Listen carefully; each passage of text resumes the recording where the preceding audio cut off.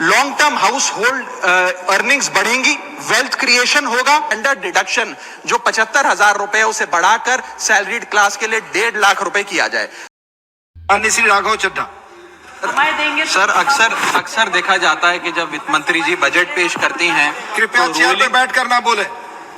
Sir अक्सर please अगर समय देंगे तो हम बगैर पेपर देख के बोलेंगे, मगर समय नहीं होगा तो पेपर पढ़ना पड़ेगा। सर, आप बहुत सीनियर सदस्य हैं, समय आवंटित होता है पार्टी दलों के द्वारा बीएससी मीटिंग में, ये चेयर नहीं करता, आप जरूर जानती होंगी। Please Raghav Chadha ji please.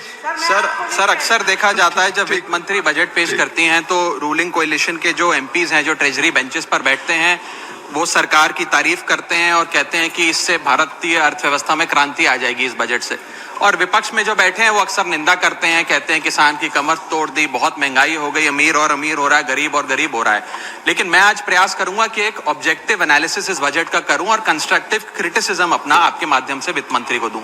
So the title of my speech is the good, the bad and the way forward. 4 good things that I found in this budget, 4 bad things that I found in this budget, and 4 innovative suggestions to the Honorable Finance Minister. So the first good thing that I found in the budget is that there was an increase in the STT for derivative trading. Usually सरकार की निंदा हुई इस विषय को लेकर, markets भी गिरी, लेकिन मेरा यह मानना है कि इस कदम से स्पेक्युलेटिव ट्रेडिंग यानी कि सट्टा ट्रेडिंग समाप्त होगी या कम होगी और रिटेल इन्वेस्टर, जो 90% रिटेल इन्वेस्टर एफएनओ सेक्टर में नुकसान भुगतता है, फ्यूचर्स एंड ऑप्शंस के चलते जुआ खेलता है, उसमें आपको रिटेल इन्वेस्टर की प्रोटेक्शन का एक माध्यम बन सकता है। लेकिन मैं इसी के साथ साथ वित्त मंत्री जी को याद दिलाना चाहूंगा कि एसटीटी का जेनेसिस क्या है, एसटीटी का जन्म कब हुआ। एसटीटी हमारे senior colleague mister P Chidambaram जब फाइनेंस मिनिस्टर थे तो उन्होंने इंट्रोड्यूस किया, and it was introduce to replace long term capital gain tax on equities. जब long term capital gain on equity 0 था तब एसटीटी को लाया गया कि वे एक सिंपल अपफ्रंट लेवी होगी ट्रेड्स पर regardless of profit and loss. लेकिन अब सरकार ने long term capital gain tax भी लगा दिया, एसटीटी भी लगा दिया और रिटेल इन्वेस्टर को और तमाम इन्वेस्टर्स को एक प्रकार से डिसइंसेंटिवाइज किया। मैं एक सुझाव लाया हूं सरकार के लिए जिससे long term house hold earnings बढ़ेंगी, वेल्थ क्रिएशन होगा और वेल्थ पार्किंग रियल एस्टेट और गोल्ड के सेक्टर से निकलकर इक्विटीज में आएगी और स्पेक्युलेटिव ट्रेडिंग और कम होगी और long term investment behaviour investors का बढ़ेगा। वो की है कि long term capital gain tax on equities should be made nil in this country for individual investors. दुनिया की कई ऐसे देश हैं जिसके अंदर long term capital gain tax equities पे खास तौर पे शून्य है, जैसे कि Switzerland, Singapore, UAE, New Zealand, Hong Kong, Qatar, Malaysia. मैं चाहूंगा कि जब एसटीटी बढ़ाया जा रहा है तो इसी बजट में ही long term capital gain tax को 0 किया जाए। सर, मेरा दूसरा जो मैं सरकार के बजट को एक्नॉलेज करना चाहूंगा वो ये है कि कैपेक्स के जो एक्सपेंडिचर एलोकेशन होता है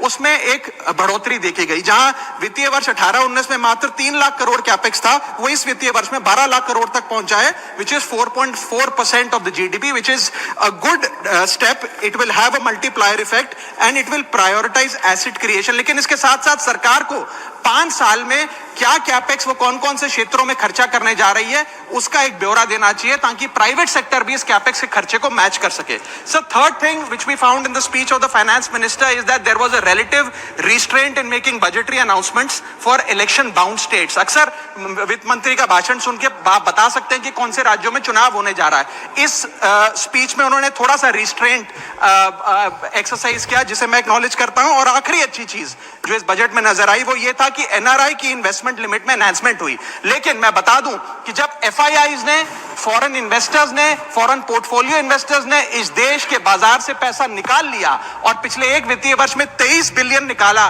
तब जाकर सरकार जागी और सरकार ने एनआरआईज के लिए इक्विटी मार्केट का दरवाजा खोलकर उनकी इन्वेस्टमेंट लिमिट को 5% से बढ़ा दिया। इसमें कोई दो राय नहीं है कि इससे इन्वेस्टर्स 32 मिलियन एनआरआई इन्वेस्टर्स को अब भारतीय बाजार में पैसा डालने का मौका मिलेगा। लेकिन इसी के साथ साथ सरकार को इस पर भी गौर फरमाना चाहिए कि क्यों फॉरेन इन्वेस्टर्स भारत से पैसा निकाल कर बाजार को छोड़कर जा रहे हैं। Sir, now I come to the bad part of the budget. First thing is the debt to GDP crisis. सरकार ने और डेट लेने के लिए, कर्जा लेने के लिए इस बजट में फॉर्मूला ही बदल दिया। पहले सरकार डेट जब लेती थी तो ओल्ड एफआरबीएम रूल्स के तहत 3% ऑफ जीडीपी तक का फ्रेश डेट लेती थी।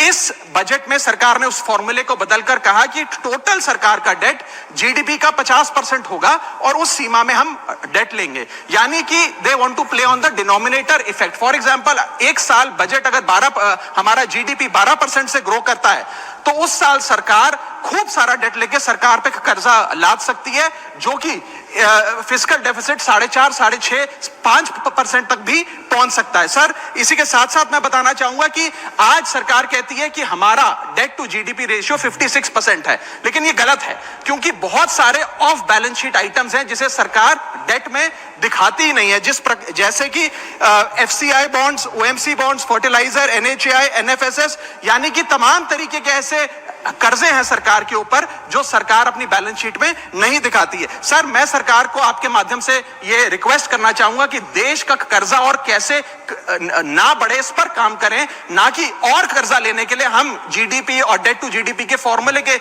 रेशियोज बदलकर और पैसा कर्जे पे ब्याज पर लेने का प्रयास करें। सर, दूसरी दिक्कत जो इस बजट में नजर आई वो ये थी कि इनकम टैक्स स्लैब में चेंज नहीं हुआ। सर, हर साल देश का आम आदमी जब वित्त मंत्री जी की बजट की स्पीच सुनता है तो वो इसलिए नहीं सुनता कि पीएलआई की क्या इन्वेस्टमेंट होगी, कौन सा कॉरिडोर बन रहा है। देश का आम आदमी, सैलरीड क्लास, इसलिए बजट की स्पीच सुनता है कि उसके अंदर स्लैब में कोई रिवीजन होगा, क्या हमारी स्टैंडर्ड डिडक्शन की जो हमें डिडक्शन मिलती है वो बढ़ेगी। लेकिन इस बार बजट में देश का आम आदमी और खास तौर पर देश का मिडिल क्लास डिसअपॉइंट हुआ। पहले ही there has been a stagnation in the salaries, inflation 6.8% पे खड़ा है, लेकिन उसके बावजूद हमने इस बार कोई स्लैब में या स्टैंडर्ड डिडक्शन में चेंज नहीं देखा। मैं आपके माध्यम से वित्त मंत्री जी को रिक्वेस्ट करना चाहूंगा कि आप इसी बजट में अनाउंसमेंट करें कि स्टैंडर्ड डिडक्शन जो 75,000 रुपए उसे बढ़ाकर सैलरीड क्लास के लिए 1.5 लाख रुपए किया जाए। Sir, third problem that was there with the budget is that there was no relief for the middle class. Sir, after a very long time in India's history the personal income tax collection was more than the corporate income tax collection, यानी कि individuals ने जो income tax भरा वो लगभग 11 लाख करोड़ के आसपास भरा और कंपनियों ने, कॉर्पोरेट ने जो इनकम टैक्स भरा वो लगभग 9.8 लाख करोड़, यानी कि मैक्सिमम टैक्स आपको इंडिविजुअल्स के इनकम टैक्स से मिल रहा है। आप मिडिल क्लास वो टैक्स भर रहा है। आज वो दौर आ गया है कि हम मिडिल क्लास को अपलिफ्ट करें, मिडिल क्लास को पैम्पर करें, नहीं तो मिडिल क्लास एक सैंडविच की तरह रिच क्लास और पुअर क्लास में दबता। वित्तीय वर्ष में मिडिल क्लास ने देखा कि उसके एजुकेशन के खर्चे में 8% की बढ़ोतरी हुई, हेल्थ केयर 9% से महंगा हुआ, रेंट 7% से, फूड 6% से, ट्रांसपोर्ट 5% से।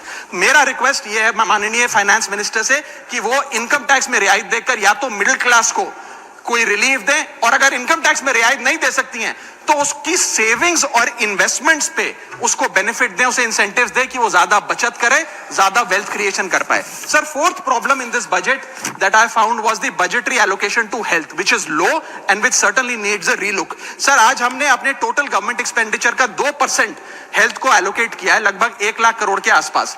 नेशनल हेल्थ पॉलिसी 2017 बताती है सर, और सरकार का ये अपना ऑब्जेक्टिव रहा है, गोल रहा है, that spending on public health should be 2.5% of GDP.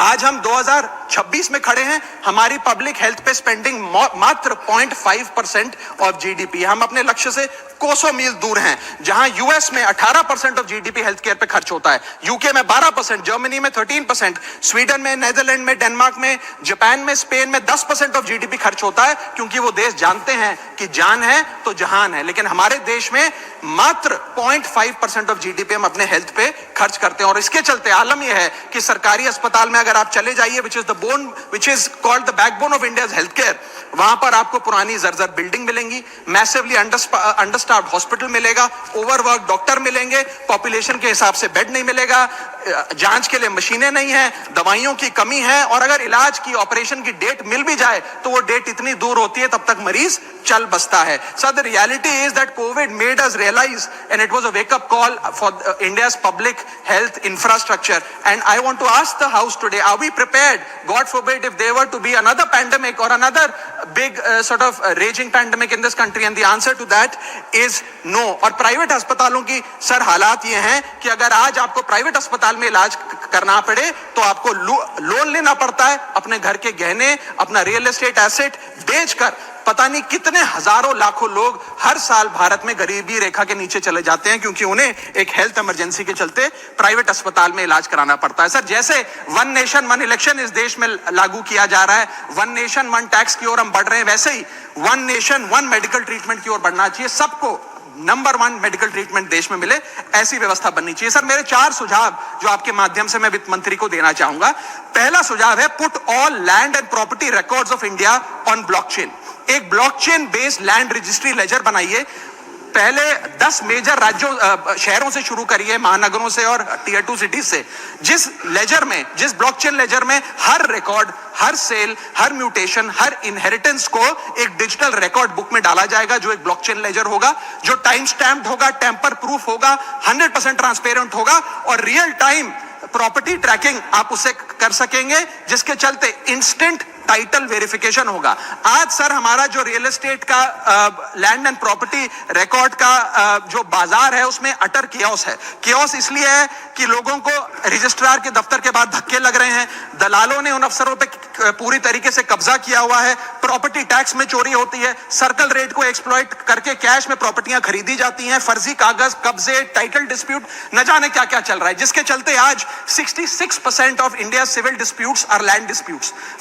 45% of properties lack clear title in India. India ranks 133 out of 190 in property registration efficiency. 48% of our properties are under dispute and the average time taken by civil courts to resolve these disputes is 7 years.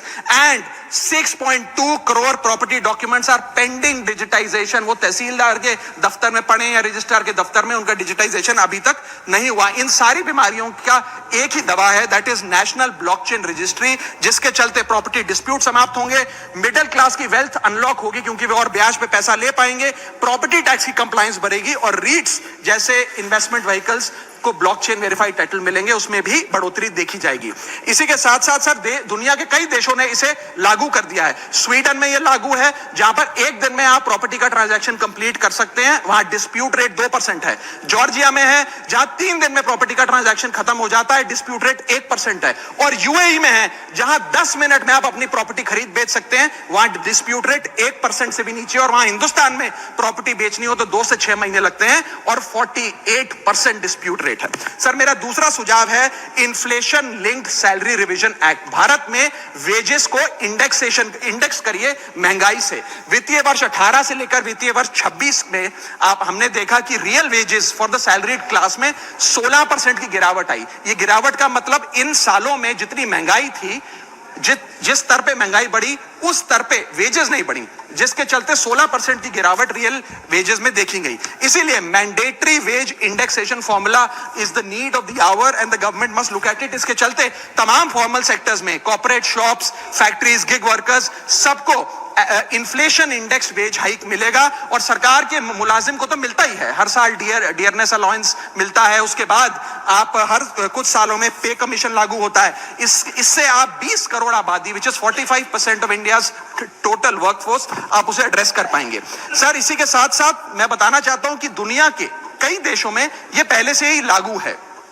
US के अंदर COLA, cost of living adjustment system लागू है, जिसके अंदर annual और automatic revision होता है।